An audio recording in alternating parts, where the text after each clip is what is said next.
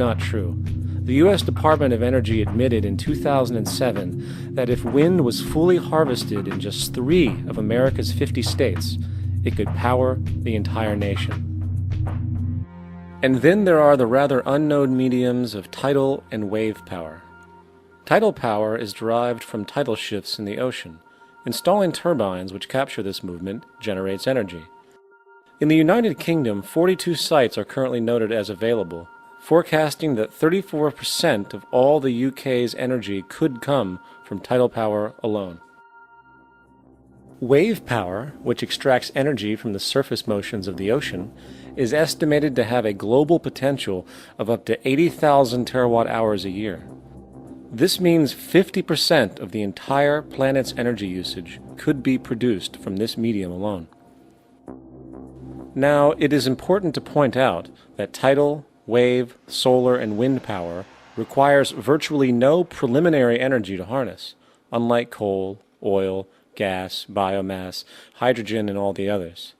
In combination, these 4 mediums alone, if efficiently harnessed through technology, could power the world forever. That being said, there happens to be another form of clean, renewable energy which trumps them all: geothermal power. Geothermal energy utilizes what is called heat mining, which, through a simple process using water, is able to generate massive amounts of clean energy. In 2006, an MIT report on geothermal energy found that 13,000 zettajoules of power are currently available in the Earth, with the possibility of 2,000 zettajoules being easily tappable with improved technology. The total energy consumption of all the countries on the planet is about half of a zettajoule a year. This means about 4,000 years of planetary power could be harnessed in this medium alone. And when we understand that the Earth's heat generation is constantly renewed, this energy is really limitless and could be used forever. These energy sources are only a few of the clean, renewable mediums available, and as time goes on, we will find more. The grand realization is that we have total energy abundance without the need for pollution, traditional conservation, or, in fact, a price tag. And what about transportation? The prevailing means of transportation in our societies is by automobile and aircraft, both of which predominantly need fossil fuels to run. In the case of the automobile, the battery technology needed to power an electric car that can go over 100 miles an hour for over 200 miles on one charge exists, and has existed for many years.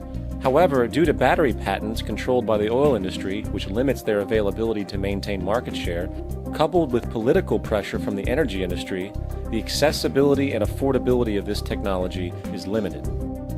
There is absolutely no reason other than pure, corrupt profit interest that every single vehicle in the world cannot be electric and utterly clean, with zero need for gasoline. As far as airplanes, it is time we realize that this means of travel is inefficient, cumbersome, slow, and causes far too much pollution. This is a maglev train. It uses magnets for propulsion. It is fully suspended by a magnetic field and requires less than 2% of the energy used for plane travel. The train has no wheels, so nothing can wear out.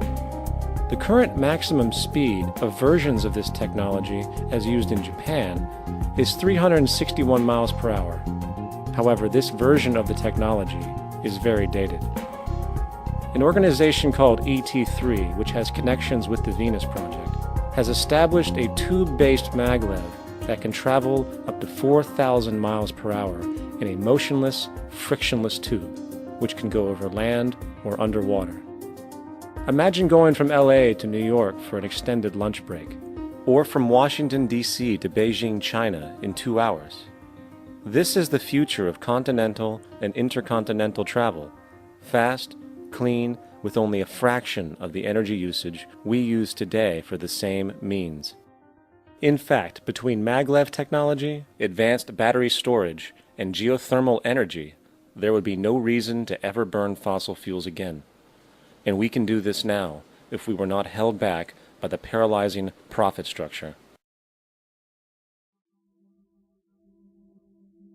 Now, America is inclined toward fascism. It has a propensity by its dominant philosophy and religion to uphold the fascist point of view. American industry is essentially a fascist institution.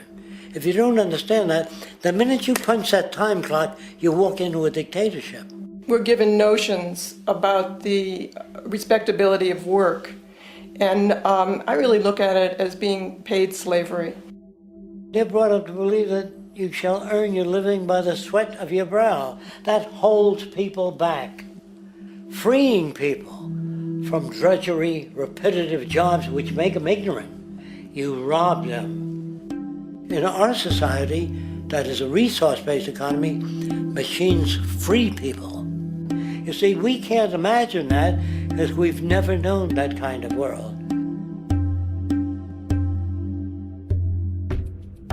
If we look back at history, we see a very clear pattern of machine automation slowly replacing human labor. From the disappearance of the elevator man to the near full automation of an automobile production plant, the fact is, as technology grows, the need for humans in the workforce will continually be diminished. This creates a serious clash, which proves the falseness of the monetary-based labor system. For human employment is in direct competition with technological development. Therefore, given the fundamental priority of profit by industry, people through time will be continually laid off and replaced by machine. When industry takes on a machine, instead of shortening the workday, they downsize. You lose your job, so you have a right to fear machines. In a high-technology, resource-based economy, it is conservative to say that about 90% of all current occupations could be phased out by machines, freeing humans to live their life without servitude, for this is the point of technology itself. And through time, with nanotechnology and other highly advanced forms of science, it is not far-fetched to see how even complex medical procedures could be performed by machines as well, and based on the pattern, with much higher success rates than humans get today. The path is clear, but our monetary-based structure, which requires labor for income, blocks this progress, for humans need jobs in order to survive. The bottom line is that this system must go, or we will never be free, and technology will be constantly paralyzed. We have machines that clean out sewers. It frees a human being from doing that. So look at machines as extensions of human performance. Furthermore, many occupations today will have simply no basis to exist in a resource-based economy, such as anything associated with the management of money, advertising, along with the legal system itself.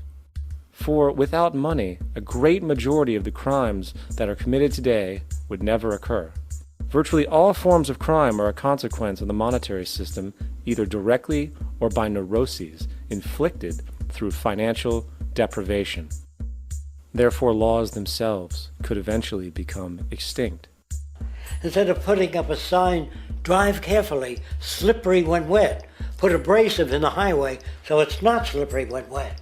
And if a person gets in a car that's drunk and the car oscillates a great deal, there's a little pendulum that swings up and back, and that'll pull the car over to the side. Not a law solution.